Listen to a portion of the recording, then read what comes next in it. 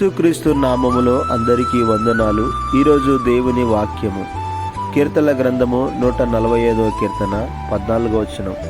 యెహోవా పడిపోవు వారినందరినీ ఉద్ధరించువాడు, కృంగిపోయిన వారినందరినీ లేవనెత్తువాడు. ఈ వచనం దేవుని యొక్క అపారమైన కనికరాన్ని మనకు తెలియజేస్తుంది. పడిపోవు వారిని ఉద్ధరించుట. మన జీవితంలో అనేక సార్లు విశ్వాసములో లేదా బాధ్యతలో తడబడుతుంటాం. పాపములో పడిపోయినప్పుడు లేదా లోకపు ఆకర్షణలకు లొంగిపోయినప్పుడు మనం పడిపోతుంటాం. దేవుని హస్తం మనం పూర్తిగా నేల కొరగక ముందే ఆయన మనల్ని పట్టుకుంటాడు. అంటే పడిపోకుండా ఆదుకోవడం లేదా పడిపోతున్నప్పుడు చేయి అందించి నిలబెట్టడం. రెండవదిగా కృంగిపోయిన వారిని లేవనెత్తుట.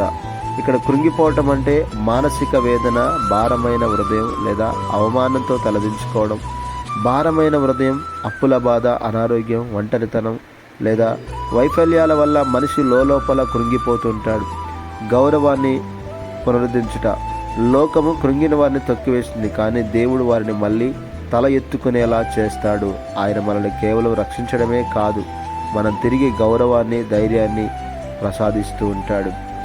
నీతిమంతులని మాత్రమే కాదు, దేవుడు బలహీనులను కూడా ప్రతి ఒక్కరిని ఆదుకుంటాడు. మనం ఎంత లోతుగా పడిపోయినా ఆయన చెయ్యి మనల్ని చేరుకోలేనంత దూరంగా ఉండదు. కాబట్టి దైవ జనమా, ఏమాత్రం భయపడకుండా దేవుని యందు నిరీక్షణ ఉంచుదాం. దేవుడు ఈ వాక్యాన్ని మనందరిలో ఫలింప చేయనుగాక. ఆమేన్. Praise the lord. God bless you all.